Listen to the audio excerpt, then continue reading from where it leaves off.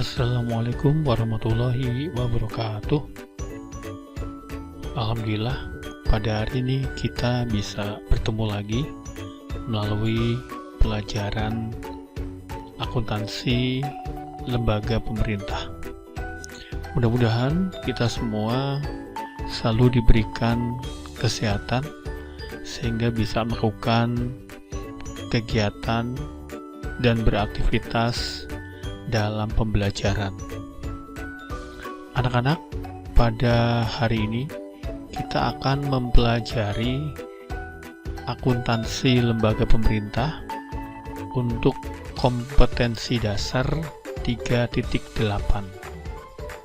yaitu menganalisis transaksi yang terkait dengan akuntansi desa atau kelurahan bagian 4. Mari anak-anak kita simak saja materinya.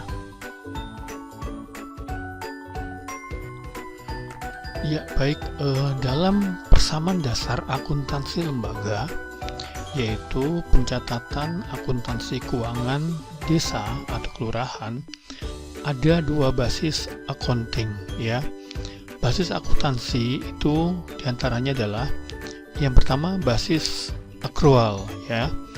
Basis accrual adalah suatu basis akuntansi di mana transaksi atau peristiwa akuntansi diakui, dicatat dan disajikan dalam laporan keuangan pada saat terjadinya transaksi tersebut tanpa memperhatikan waktu kas diterima atau dibayarkan. Transaksi yang dicatat adalah semua transaksi yang berupa pelaksanaan anggaran. Yang kedua, basis kas, yaitu suatu basis akuntansi di mana transaksi atau peristiwa akuntansi diakui, dicatat, dan disajikan dalam laporan keuangan pada saat kas atau setara kas diterima atau juga dibayarkan. Transaksi yang dicatat adalah semua transaksi yang berupa pelaksanaan anggaran, pendapatan yang masih harus diterima, pendapatan diterima di muka, beban yang masih harus dibayar, beban dibayar di muka, dan beban penyusutan aktiva tetap. Berikutnya, persamaan dasar akuntansi lembaga. Persamaan dalam akuntansi merupakan gambaran antara elemen-elemen dalam sebuah laporan keuangan yang saling berhubungan. Ada 5 elemen pokok dalam laporan keuangan desa.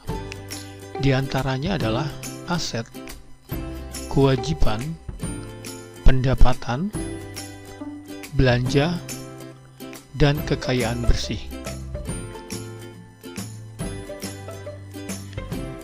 Dalam pencatatan transaksi tersebut, kita harus benar-benar memahami persamaan dasar akuntansi.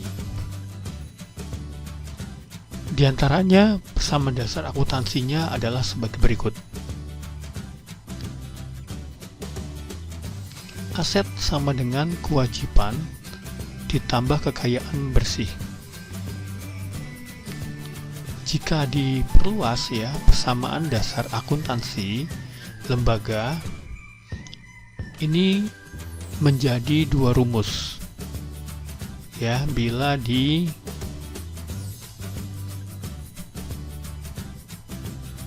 antaranya adalah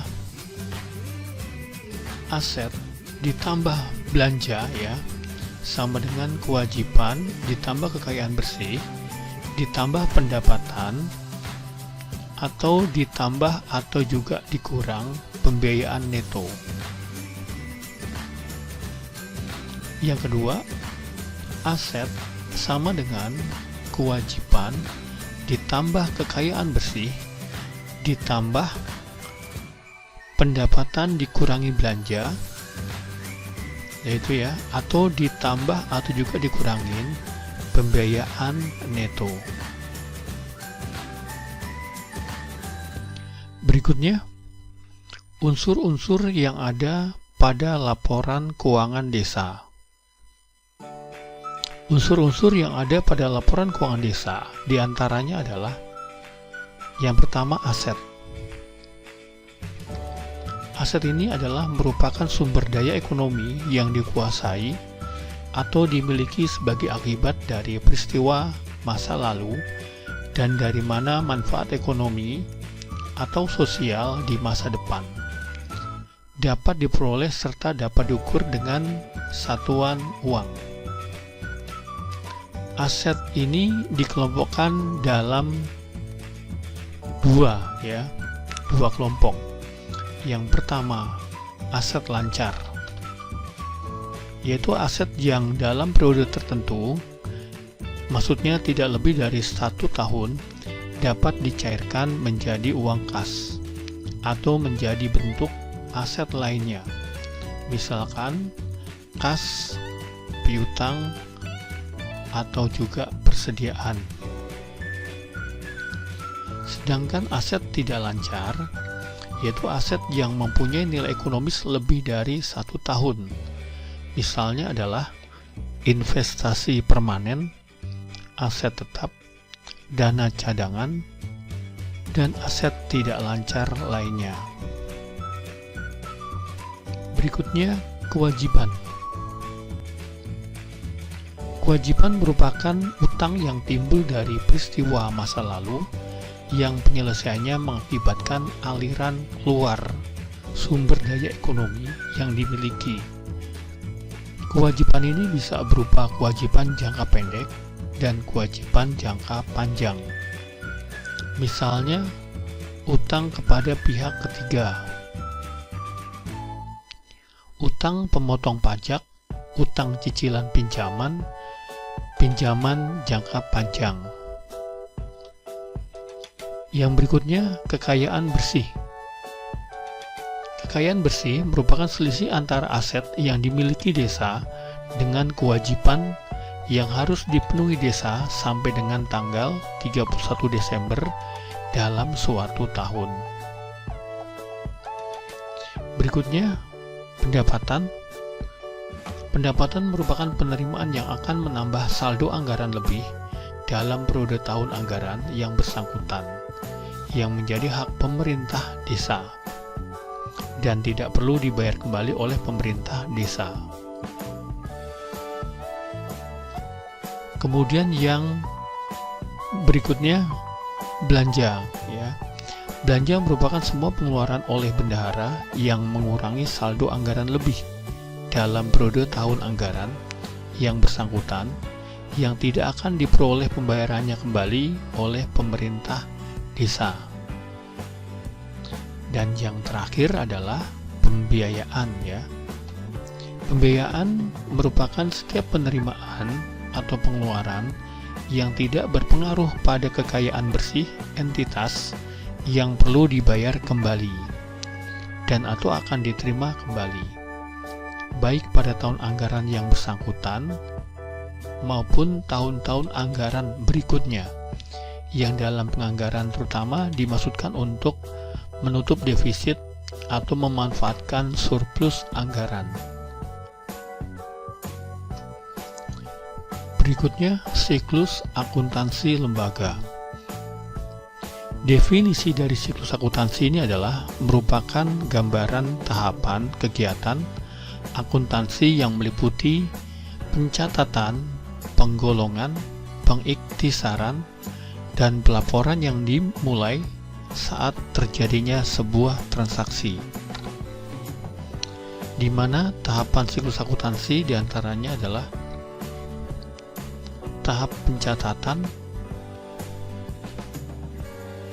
Tahapan ini merupakan langkah awal dari siklus akuntansi.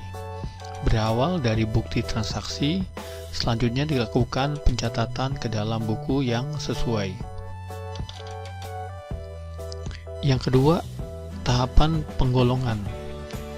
Tahapan ini adalah pencatatan berdasarkan bukti transaksi ya, yang berupa tahapan penggolongan untuk mengelompokkan catatan bukti transaksi ke dalam kelompok buku besar sesuai dengan nama akun dan saldo-saldo yang telah dicatat dan dinilai ke dalam kelompok debit dan kredit.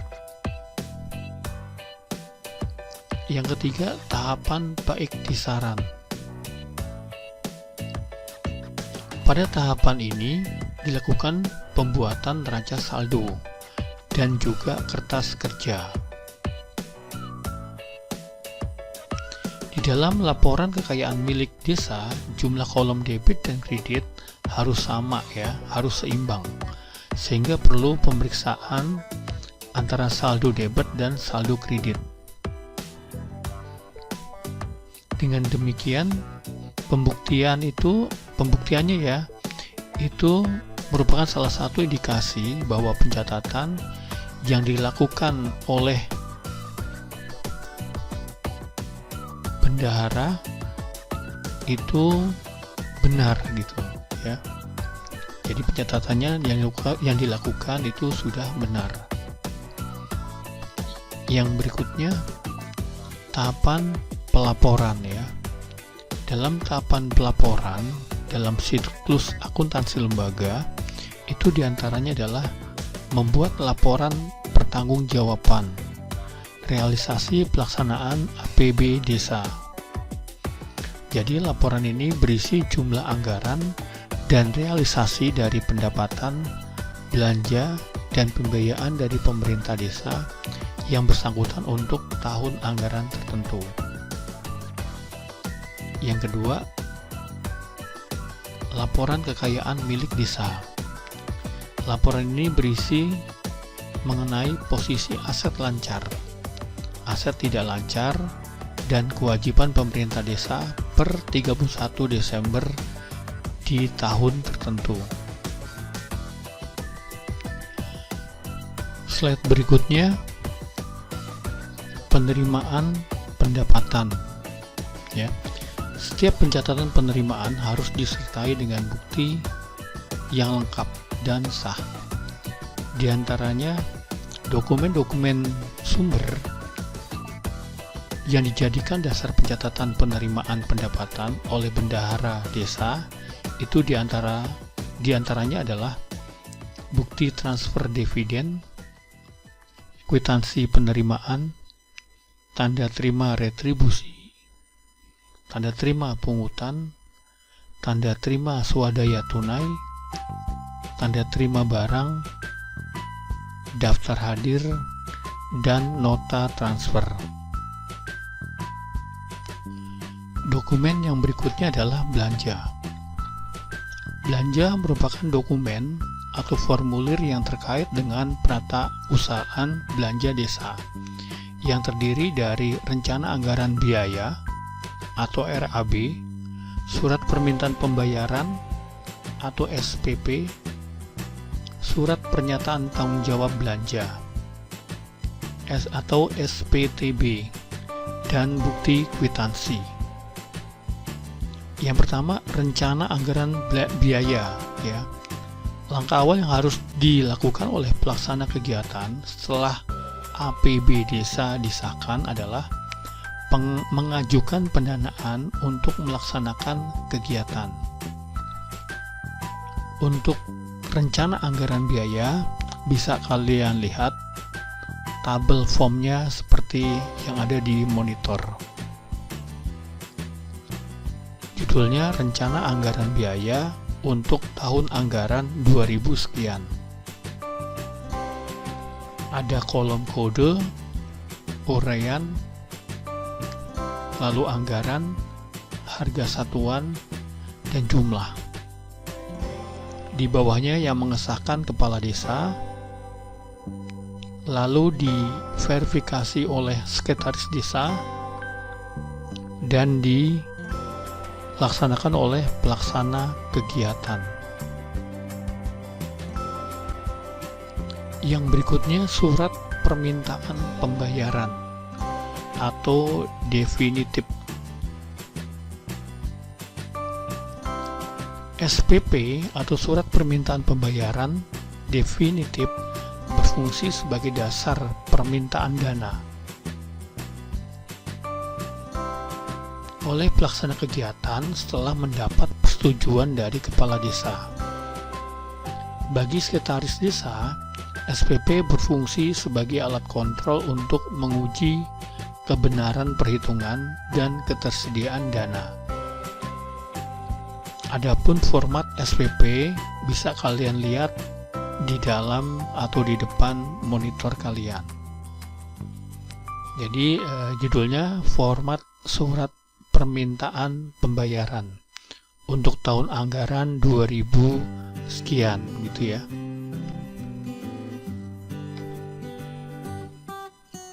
Disetujui untuk dibayarkan gitu ya. Bawahnya telah dibayar lunas bendahara desa. Lalu bawahnya juga telah diverifikasi sekretaris desa. Dan yang berikutnya pelaksana kegiatan. Formatnya seperti itu.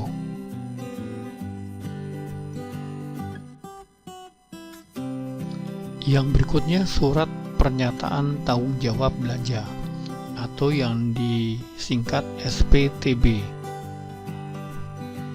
Pengajuan SPP yaitu surat permintaan pembayaran oleh pelaksana kegiatan harus dilampiri dengan surat pernyataan tanggung jawab belanja yang merupakan rekapitulasi SPJ yang telah dilakukan oleh pelaksana kegiatan dalam SPTB. Jadi dalam SPTB ini ditambahkan kolom nama dan nomor rekening pihak ketiga untuk memfasilitasi pembayaran yang dilakukan oleh transfer bank. Format SPTB seperti yang ada di layar monitor kalian. Jadi itu surat pernyataan tanggung jawab belanja untuk tahun anggaran 2000 sekian. Keterangannya di bawahnya, bukti-bukti pengeluaran atau belanja tersebut di atas sebagaimana terlampir untuk kelengkapan administrasi dan pemeriksaan telah sesuai peraturan perundang-undangan yang berlaku. Demikian surat pernyataan ini dibuat dengan sebenarnya. Jadi seperti itulah format form SPTB. Yang berikutnya bukti kwitansi. Selain STBP, pengajuan SPP juga harus dilampiri dengan bukti transaksi. Bukti transaksi adalah dokumen pendukung yang berisi data transaksi yang dibuat setelah adanya transaksi yang digunakan sebagai dasar pencatatan. Jadi bukti transaksi minimal memuat data pihak yang mengeluarkan atau yang membuat. Bukti transaksi yang baik adalah yang di dalamnya tertulis nama beserta jabatan dari pihak yang membuat, nama beserta jabatan yang memverifikasi, nama jabatan yang menyetujui, dan nama dari pihak yang menerima. Contoh dari bukti transaksi antara lain yaitu berupa kwitansi, faktur, surat perjanjian, surat penerimaan barang, nota kontan, nota debit, nota kredit, dan memo internal. Yang terakhir adalah surat permintaan pembayaran atau panjar kegiatan ya. SPP panjar adalah permintaan dana atau uang muka kepada pelaksana kegiatan untuk melaksanakan kegiatan tertentu. Berbeda dengan SPP definitif yang melampirkan bukti transaksi yang telah dilaksanakan. Lampiran SPP panjar kegiatan berupa rencana pembelian atau pengeluaran yang akan dilakukan. Bentuk format SPP panjar adalah sebagai berikut, seperti yang terlihat di layar monitor kalian. yaitu surat permintaan pembayaran panjar kegiatan tahun anggaran 2000 sekian. Ada nomor, kode, uraian, jumlah, dan keterangan gitu ya. Lalu di bawahnya disetujui oleh kepala desa, telah diverifikasi sekretaris desa dan pelaksana kegiatan.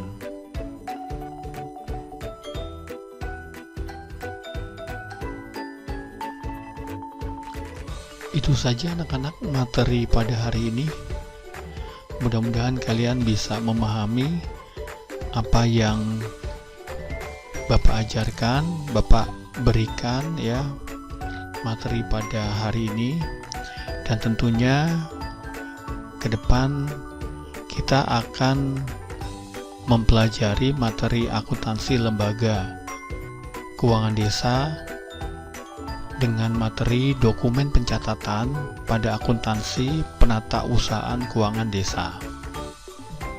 Itu saja. Mudah-mudahan kita semuanya sehat walafiat sehingga juga bisa melakukan aktivitas dalam hal pembelajaran secara daring. Terima kasih. Wassalamualaikum warahmatullahi wabarakatuh.